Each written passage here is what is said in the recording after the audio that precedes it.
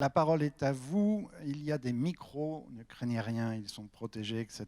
Il y a même une perche qui vous permet d'atteindre le micro. Y a-t-il des questions, des remarques, des observations? Je serais surpris s'il n'y en avait pas. Monsieur, qui levait le bras le premier. Le prenez pas, on le tient pour vous. Oh là là, pas de risque. Je vous remercie. Enlevez votre masque, monsieur, c'est possible. Il est allumé, donc je vous remercie de toutes ces... Il va marcher. Oui, ça va peut-être finir par marcher. Voilà. Donc, je vous remercie de toutes ces interventions dont je partage les thèmes. Personnellement, j'ai deux questions. La première question, elle est presque anecdotique, mais je n'ai pas entendu M. Sibyl parler des scopes. Je voulais savoir s'il considérait que les scopes faisaient partie de l'économie sociale ou solidaire ou pas, mais je crois que les réponses qui ont été apportées par différents intervenants me confirment que les scopes doivent être dans l'économie sociale et solidaire. La deuxième chose, c'est que je voulais vous faire part d'une expérience. Pendant le confinement, nous avons avec un groupe d'amis,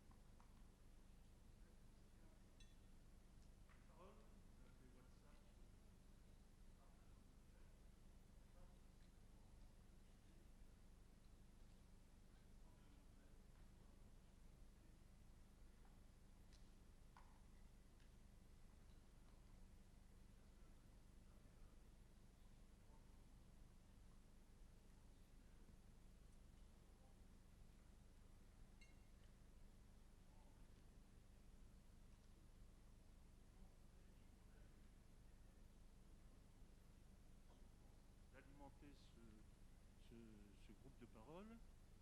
Et il y a sept thèmes qui se sont dégagés progressivement, qui avaient trait à l'écologie, à l'économie,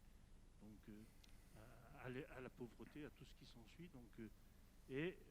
Nous nous sommes dit au bout du compte qu'il nous fallait impérativement ne pas rester dans le discours et continuer ensuite, après la pandémie, donc après le déconfinement, pouvoir continuer à amener ces idées que nous avions développées ensemble.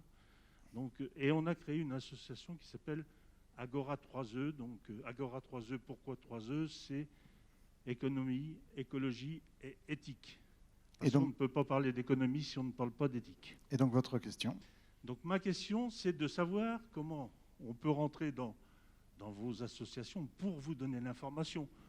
A priori, nous n'avons pas besoin de subventions, mais moi, ma question, c'est de savoir comment on peut rentrer dans vos systèmes pour vous donner l'information.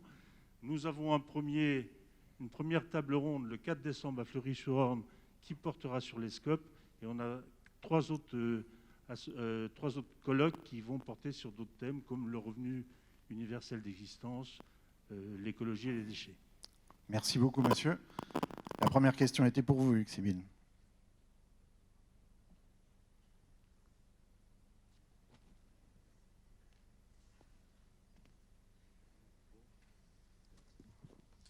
Oui, je n'ai pas parlé des scopes, mais je n'ai pas non plus, j'ai pas cherché à détailler chacune des types de structures de l'ESS, les mutuelles de santé, les mutuelles d'assurance, les fondations. Bon, moi, j'ai dirigé une scope pendant 18 ans, donc je considère que je suis un militant de la formule scope, et je pense qu'elle est absolument tout à fait d'actualité. En particulier, elle a un rôle tout à fait intéressant à jouer aujourd'hui sur les enjeux de relocalisation d'activités. On sent qu'il y a un frémissement sur, je ne sais pas si vous voyez ça autour de vous, mais moi j'ai senti autour de moi que quand les gens ont appris que 90% de la pénicilline française était fabriquée en Chine et d'autres produits qui sont aussi importants pour nous, on se dit, oh là là, on est quand même allé vraiment trop loin. Bon, donc relocaliser des activités, je pense que c'est des sujets sur lesquels les scopes pourrait tout à fait être actif. Donc moi, j'en ai pas parlé, mais je suis absolument convaincu que les scopes sont une formule tout à fait moderne et qu'on verra après la crise, sans doute, comme on l'avait déjà vu dans d'autres moments, que les coopératives résistent mieux au choc. Parce que le fait qu'on y coopère, le fait qu'on ait des fonds, des excédents qui sont mis en réserve, donne une force supplémentaire. Au passage, en sortant de la formule Scope, j'ai vu Madame Sarah El Haïry la semaine dernière, qui est ministre en charge des associations. Elle m'a dit qu'il y avait un amendement qui passait sur la notion d'excédent raisonnable. Il faut absolument se battre, et je me tourne aussi vers les collectivités locales, pour qu'une association qui fait des excédents, elle doit être encouragée, félicitée. Il faut sinon, on donne la prime aux gens qui ne gèrent pas bien les associations. Donc une association qui dit à la fin de l'année, j'ai fait 10 d'excédents, je vais les garder, ça va me donner un matelas pour l'année prochaine, il faut lui dire bravo, on vous félicite et on ne vous sucre pas vos subventions de 10.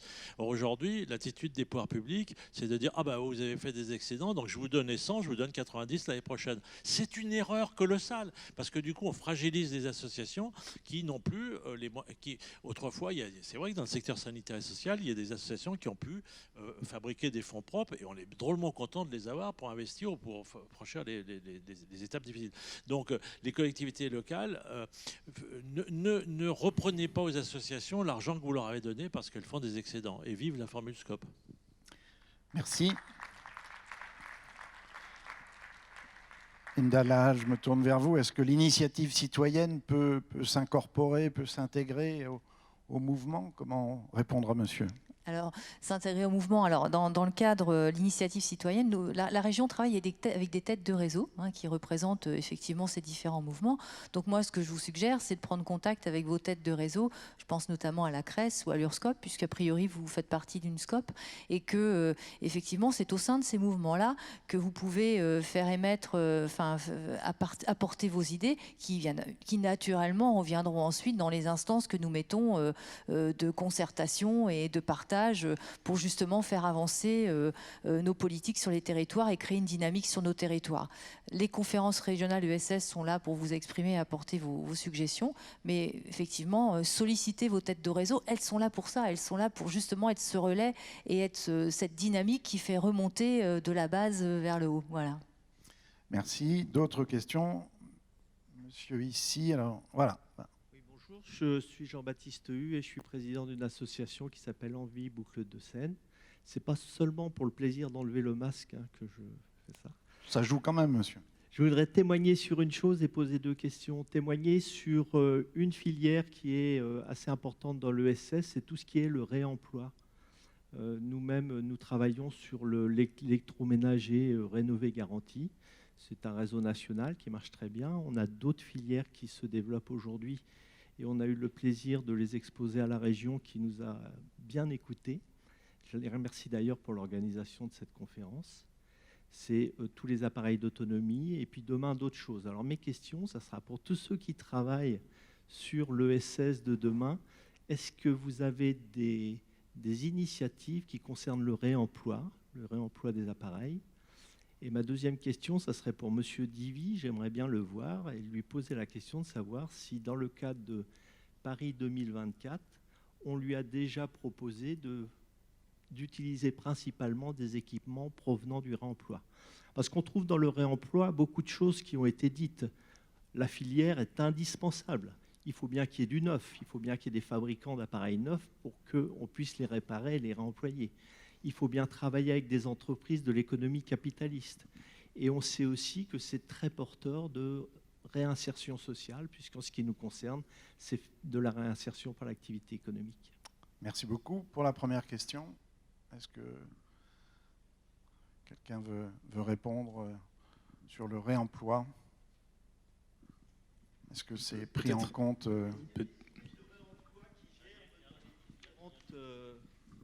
Organisation que vous avez, c'est plutôt à l'adresse que je m'adresse. Oui. C'est bon. Oui, le réemploi, nous, dans notre réseau, il y a pas mal de ressourceries que vous connaissez bien, j'imagine, qui sont pas mal sur le réemploi et vraiment l'objectif de revaloriser des objets qui ont déjà servi et de les remettre en circulation pour éviter le neuf. Donc c'est principalement par les ressourceries que je vois passer ça. Après, oui, il y a des initiatives qui émergent un peu partout dans ce sens-là. Ouais. Et sur les 5 départements, je pense. Oui, oui, probablement. Et puis on est vraiment au démarrage, je pense, de cette dynamique-là. Et il y a des besoins. Enfin, je prends la ressourcerie de Rouen que je connais bien, par exemple. Elle est submergée d'apports volontaires, de matériel. Enfin, et du coup, il y a il y a un vrai besoin de mailler le territoire, même sur une métropole, qui est pas, au lieu d'avoir juste une ou deux ressourceries, que ça puisse mailler les différentes zones sensibles, quoi. Anne Terlez. Oui, oui, on a une ressourcerie, nous aussi, qu'on a montée. Je pense que c'est une des premières actions qu'on a pu mener. Donc le réemploi, maintenant, je pense que ça commence à être bien ancré dans le scope, en tout cas. Et puis, lié à la compétence, notamment des intercos sur les déchets, nous, à la Glossaner, on est en train de repérer, justement, les acteurs de l'ESS qui pourraient venir structurer la filière avec nous du réemploi et de l'économie circulaire, notamment. Alors, c'est peut-être pas tout à fait exclusivement lié au jeu 2024, mais aux travaux du Grand Paris et à la construction, effectivement, des jeux, puisqu'il va y avoir des gravats, des déchets. Enfin, il faut creuser un tunnel, forcément, il faut évacuer tout ça. Et on est en train de regarder comment on peut se structurer. C'est d'ailleurs interterritoire. Très bien. Vous verrez après, monsieur, pour lui répondre, parce que si c'est des questions personnelles. Très bien. Une autre question ou interrogation, mais une réponse vous sera apportée, monsieur, sur les JO 2024. Ne vous inquiétez pas, monsieur Divy vous répondra. Autre question. Là, ici.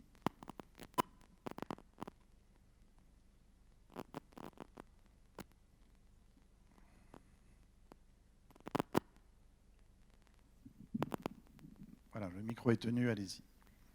Bonjour, c'est plus un témoignage qu'une question. Moi, je suis Laetitia Milon de la COP 5%, qui est une SIC du territoire canet. Et on porte une ressourcerie, une cantine, épicerie locale zéro déchet, des ateliers participatifs, puis un lieu convivial de participation citoyenne, éducation populaire. Et je voulais juste témoigner, j'étais bien contente d'entendre qu'on parlait beaucoup de SIC lors de cette conférence, parce que nous, c'est un statut qu'on a choisi après avoir bien sûr identifié notre projet, parce que c'était le statut le plus adapté à ce qu'on voulait faire.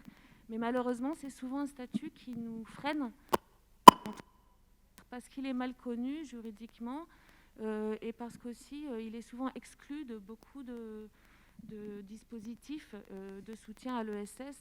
Là récemment, on fait aussi partie du réseau des ressourceries locales et nationales. Et là récemment, il y a eu un fonds d'urgence qui a été mis en place par l'ADEME pour le soutien au réemploi. Et on en a été exclu puisqu'il concernait que les associations. Donc j'ai fait information avec mes partenaires locaux. Mais voilà, c'était pour témoigner de ça. Et puis qu'on avait aussi choisi statut pour que les collectivités territoriales rentrent dans la gouvernance de notre structure, puisqu'on estimait toucher à des politiques publiques de réduction des déchets, de développement d'une activité locale, d'une alimentation durable, de développement de politiques sociales, etc. On a été fortement soutenu par la région lors de notre démarrage. Par contre, on aurait souhaité que les collectivités locales qui portent les compétences déchets, collecte et tout,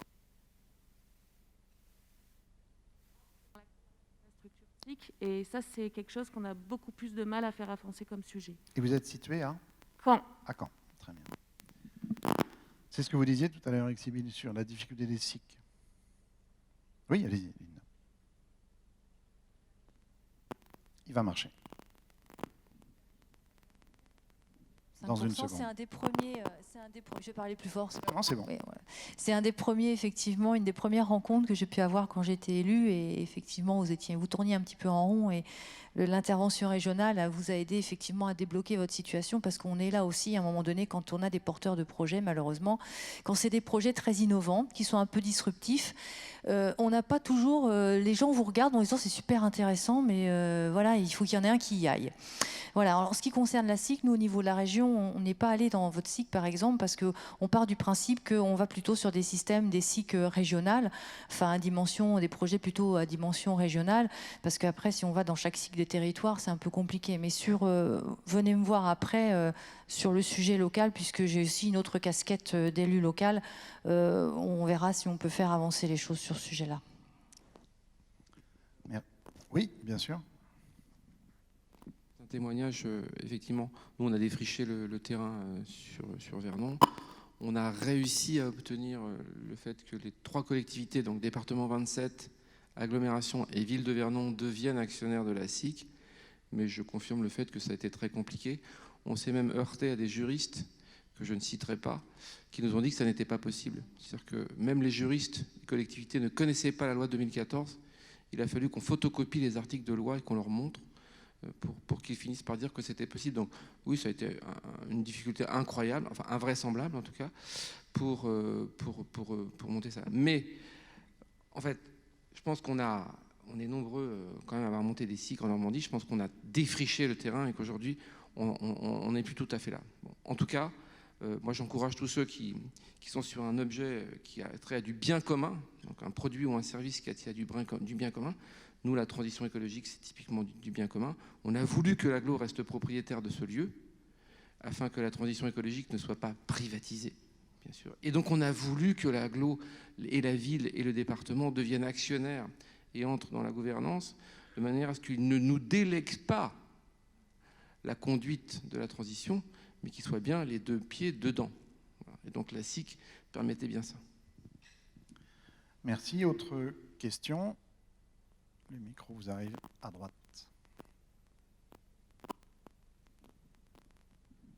Vous pouvez enlever le masque. Ça fait un peu peur. Mais... Ah, ça fait peur, oui. Bonjour, déjà merci pour vos partages. Moi je m'appelle Aline, je fais partie de la démarche territoire en commun dont fait partie le co-living et le Capitaine et la SCOP, la COP des territoires.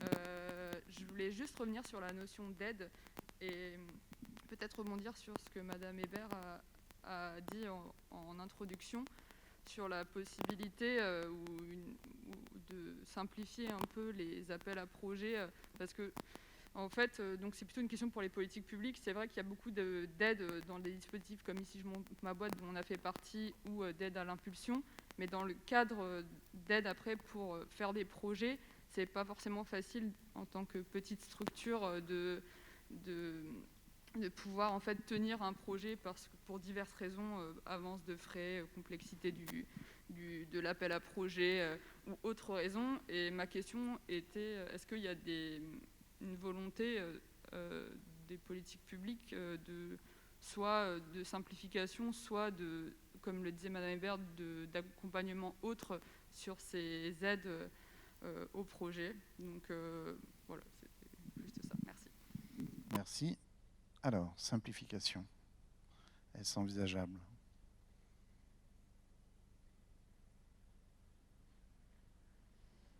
La parole est libre. Hein. Moi, je veux bien. Oui, très bien. C'est le grand serpent de mer, qui, à mon idée, est un sujet qu'il faut traiter maintenant définitivement, à tous les échelons, comme le disait M. Sibyl, européen. Parce que quand on voit la complexité d'aller émarger au fonds européen, c'est juste incroyable. Et le taux d'exécution budgétaire qui est déplorable. Enfin voilà, je crois qu'il faut qu'on parle vrai. On n'y arrive pas ou pas suffisamment. Et pas partout.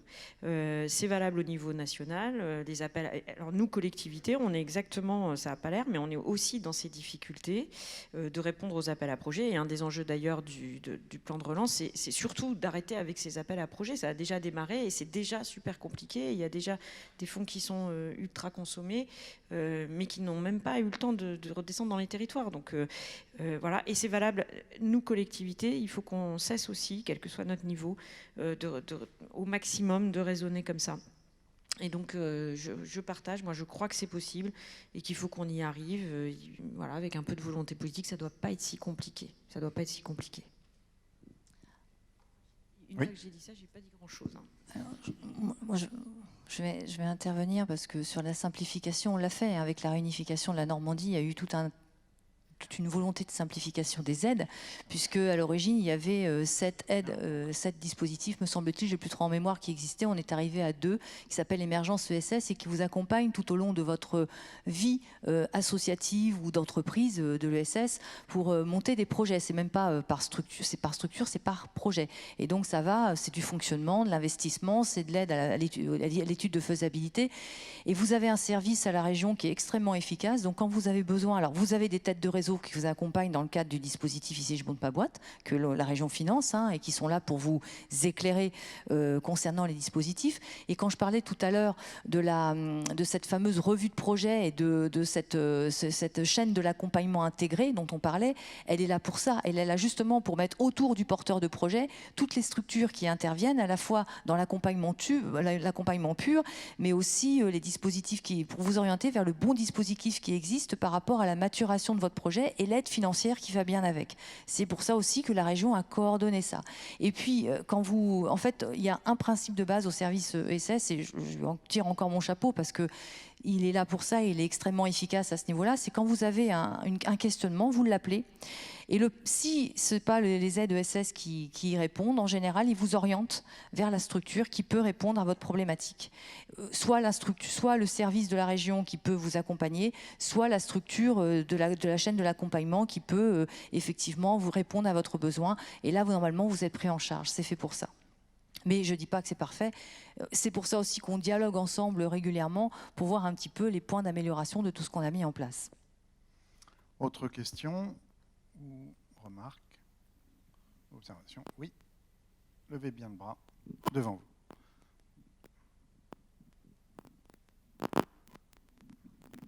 Bonjour. Bonjour. Nous vous écoutons. Je m'appelle Cindy Doudet.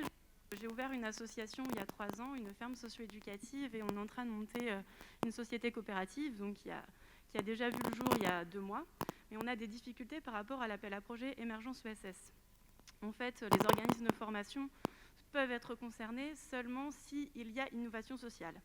Et en fait, on n'arrive pas à définir avec mon équipe si on peut être en innovation sociale ou pas. Et à ce jour, de règlement qui accompagne cet appel à projet, définir quelles sont les mesures de l'innovation sociale sur cet appel à projet Émergence ESS. Merci. Linda Lahal. J'interviens beaucoup, je suis désolée. Alors, Émergence ESS, déjà, ce n'est pas un appel à projet, je suis désolée. C'est un dispositif d'aide avec des critères d'éligibilité. Effectivement, on a mis en place des critères. Donc, si effectivement, à un moment donné, ça ne rentre pas dans les cases, mais c'est relativement rare parce qu'on est à 100% de consommation de budget. Donc, c'est que, quelque part, c'est quand même un dispositif qui répond bien aux besoins. Je vous invite à aller voir sur le plan technique les services et puis éventuellement on prend rendez-vous ensemble, on se voit et on en discute, on voit ce qui peut être fait. Mais effectivement, il y a des critères et à ce niveau-là, on va les faire évoluer. On est en train de discuter pour sur certains points les faire évoluer.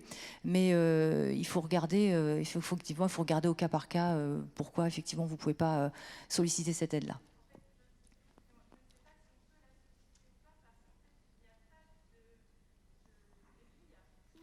Cette partie innovation sociale. Oh là, alors, vous ne savez pas, alors voyez, vous posez la question, vous ne savez pas. Moi, je vous conseille, quand vous avez une question, je l'ai dit tout à l'heure, nos dispositifs sont quand même relativement, on les a construits avec vous, sont relativement lisibles et plutôt clairs. Il y a un service ESS à la région, vous prenez rendez-vous avec lui, et il va vous expliquer, il va vous orienter, vous allez voir, il va vous trouver la bonne structure. Si ce n'est pas lui qui vous accompagne, qui vous conseille, il va vous orienter vers la bonne tête de réseau qui va vous accompagner et vous conseiller. Ne vous inquiétez pas. On a mis ça en place pour ça.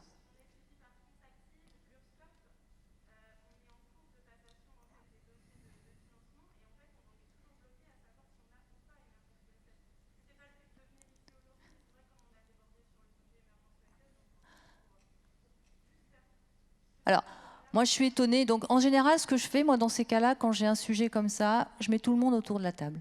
On cause, voilà. Et comme ça, on cause. On parlait tout à l'heure du dialogue.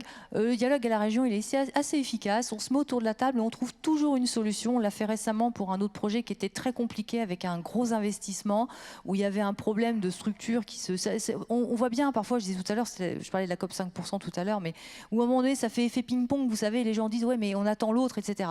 On se met autour de la table, on voit les points de blocage et on évoque les solutions et vous repartez normalement avec une solution. Alors, encore une ou deux questions. Voilà, monsieur. Et puis une dernière là-bas. Il faut mettre le masque. Donc, bonjour, Jean-Marc Bunel, donc, à SCOP ACOM et vice-président de l'Union régionale des SCOP de l'Ouest. Juste un petit mot en résonance à ce que disait M. Sibyl, effectivement, sur la partie des SCOP. Aujourd'hui, les SCOP et SIC se développent, hein, plus 18% depuis les 3 dernières années sur la France, et puis sur la relocalisation des projets, pas sur ce territoire-là, mais en Bretagne, pour la fabrication de masques en France. Voilà, entre autres. Je voulais évoquer aussi un sujet, les SIC, effectivement, c'est aussi un des vrais sujets. Aujourd'hui, on voit beaucoup de développement de SIC, et parce que c'est un statut qui permet aussi à des associations d'avancer, je dirais, dans des économies d'échelle un peu plus grandes, plus stables et plus structurées. Donc c'est aussi, effectivement, un statut qui se développe et qui sert, et on est là aussi pour accompagner dans ce domaine. Je voulais juste un petit rebond sur remercier pour tout le monde sur les interventions, mais en particulier M. Sibyl sur cette vision de l'ESS, je dirais, passé et futur par votre expérience. Et sur un point que vous appuyez, j'ai trouvé pertinent, qui étaient 3 éléments fondamentaux, qui sont les valeurs, les statuts et les pratiques. Sur ce point, dans votre nouveau laboratoire, est-ce que vous avez des tendances qui démontrent que les 3 ne seront pas toujours réunis ou difficilement réunis? Merci, M. Bunel. SCOP ACOM, la plus grosse SCOP industrielle de France, qui est en Normandie. Voilà. Vous souhaitiez réagir? Répondre, surtout. Juste un mot, en saluant l'ACOM, qui est un fleuron du monde coopératif. Des tendances, je ne sais pas. Ce que j'ai dit ce matin, que je reprends, c'est que la société, par rapport au moment où moi je suis venu à l'économie sociale, insiste de plus en plus sur les pratiques. C'est-à-dire, pendant longtemps, finalement, on affichait les valeurs, on disait, voilà, on est une coopérative, donc on est démocratique, donc, etc. Et la tendance de fond de la société, c'est de dire, prouvez-le, prouvez-le. Et donc, par exemple, dans le monde coopératif, pour montrer à monsieur que je n'oublie pas les SCOP ont été en avance avec la révision coopérative. La révision coopérative, c'est une façon de rendre compte de ce qu'on fait dans une SCOP. Mais donc, je pense aussi que dans les valeurs telles que je les ai connues, moi j'ai parlé, j'ai dit qu'on devrait devenir ESSE, c'est-à-dire que les valeurs qui ont été pour moi fondatrices, c'était la démocratie, puisque l'économie sociale au départ, c'est en fait une économie de société de personnes dans laquelle une personne, une voix. C'était fondamental. Après, l'économie solidaire a rajouté beaucoup plus la solidarité. Et moi, je pense qu'aujourd'hui, dans les valeurs écologiques, environnementales, enfin on dit comme on veut, doit devenir une valeur fondatrice de l'ESS et qui la démarque peut-être d'autres formes d'entreprises. Et donc, l'adéquation valeur-statut pratique, moi je regrette, si vous me poussez un peu dans les retranchements, je regrette que, c'est pour ça que j'ai insisté dès le début sur la question de la gouvernance.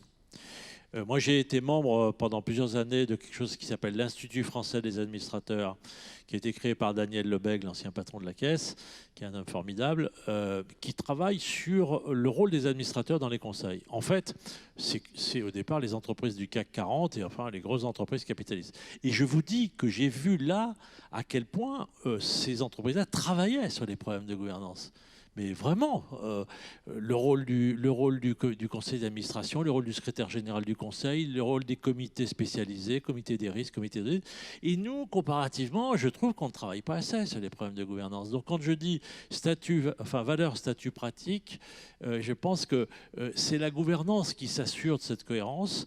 Et on devrait progresser davantage sur les questions de gouvernance, par exemple, en particulier pour les structures coopératives, sur la démocratie. C'est-à-dire, il ne suffit pas de dire une personne, une voix, et pour que ça marche, et pour que ça règle tous les problèmes. Aujourd'hui, il y a une aspiration à une démocratie plus délibérative. C'est-à-dire, ce n'est pas simplement une fois par an, je vais à l'Assemblée générale de ma mutuelle ou de ma banque coopérative, où je n'y vais pas d'ailleurs, et puis on considère que c'est démocratique. Aujourd'hui, il y a une aspiration à délibérer sur les choses. Donc voilà, on est encore, je pense, très bon avec notre triptyque valeur, statut, pratique, mais il faut l'actualiser en permanence.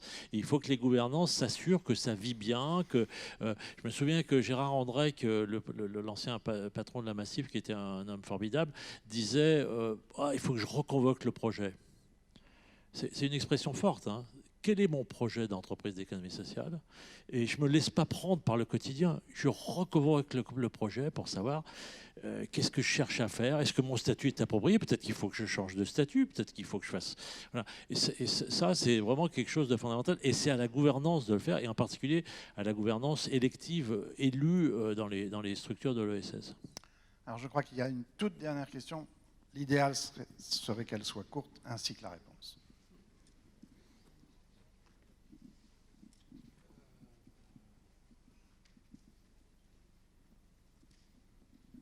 Nous vous écoutons.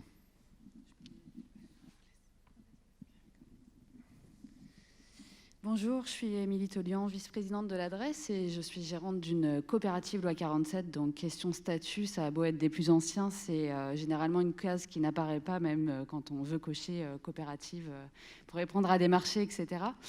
Alors il y a plein de choses qui étaient vraiment très intéressantes. Parler de la relance, parler de la demande, du changement, du choix du consommateur, du sens au travail, etc. Je pense souvent au consommateur final. Il y a des choses qui sont difficiles à bouger, hein, en particulier sur les taux de TVA. On l'a vu avec la secrétaire d'État lorsqu'elle est venue. Il y a des produits et des services qui ne bénéficient pas forcément d'un taux de TVA très favorable pour le consommateur final, même quand ils sont faits de façon très éthique. Donc j'avais une question par rapport au marché public et aux clauses qui favorisent l'accès à ces marchés à des entreprises proches, éthiques, enfin tout ce dont on a échangé. C'est dans quelle mesure, au-delà de ces marchés qui font figurer les clauses, vous avez des indicateurs et de la mesure pour évaluer si ces marchés sont... les entreprises qu'elles peuvent viser, les entreprises sociales y répondent, s'il y a des attributions et à quelle hauteur, et si vous vous fixez des taux à atteindre pour justement que l'économie de demain ne soit pas la même. La question s'adresse à l'ensemble des acteurs publics. Ah, ça ne va pas être possible. Public. Les plus motivés. Alors des réponses courtes ou alors un échange après peut-être, mais... Réponse courte. Je me permets un élément de réponse, alors pas en tant qu'acteur public, mais en tant que représentant ou opérateur d'un acheteur public Paris 2024, pour rebondir sur l'exemple du marché de restauration collective que je citais tout à l'heure, que je mentionnais comme illustration. C'est un marché qui concerne toute la filière agroalimentaire, donc l'approvisionnement, agriculture urbaine de proximité, restauration et gestion des déchets complètement en aval, récupération, collecte et valorisation des biodéchets ou des produits qui seront non consommés, puisqu'il n'y aura pas de vente sur place, c'est le marché de la future cantine du village. On a travaillé, ça a pris 6 mois, c'est pour ça que vraiment il faut qu'on le fasse de manière un peu sur mesure, au cas par cas sur chacun des marchés, mais ça vaut aussi évidemment pour d'autres collectivités locales, d'autres acheteurs publics, d'autres acheteurs privés, pour faire en sorte que la grille de critères, mais avant d'en arriver à la grille de critères, déjà le cadre des prescriptions ou des spécifications soit très engageant sur cette question de l'excellence environnementale au sens large. Alors comme c'est très large, après il faut le décliner, il faut le préciser.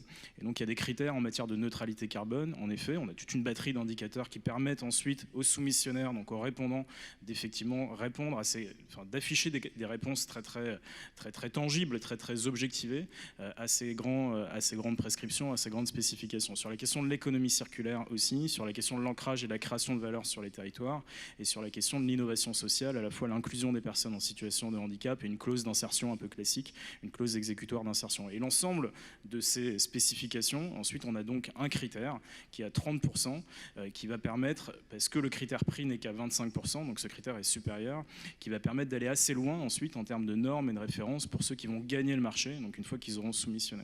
Et donc on a la volonté avec ce marché, une fois qu'il sera attribué, c'est début décembre, on a la volonté d'en faire un cas pratique qui pourra servir un peu de référentiel type pour des marchés de restauration collective, quel que soit le volume, quel que soit le niveau, quel que soit le donneur d'ordre, c'est principalement quand même des acheteurs publics. Merci. Oui. Interlèse. Ça y est, ça fonctionne. Vous avez raison de mentionner la question de la commande publique, puisque 50% de la commande publique est exercée par le bloc local. Donc c'est dire que pour les acteurs que vous êtes, associatifs, etc., au plus près des territoires, il faut que ça... Voilà. Sur mon territoire, typiquement, on se rend compte de l'importance. Aujourd'hui, j'avoue que j'ai mis un peu de temps avant de le penser et de l'intégrer en tant qu'élu. Et donc on commence seulement maintenant à structurer. On avait des clauses d'insertion, mais ça ne peut pas suffire.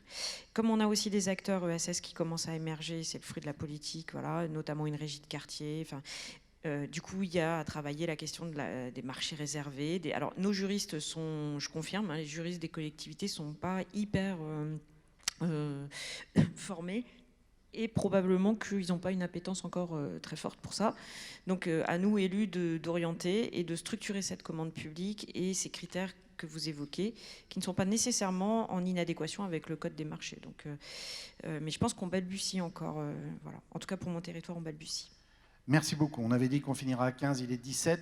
Et on voudrait vous entendre, Hugues Sibylle, pour conclure cette belle matinée.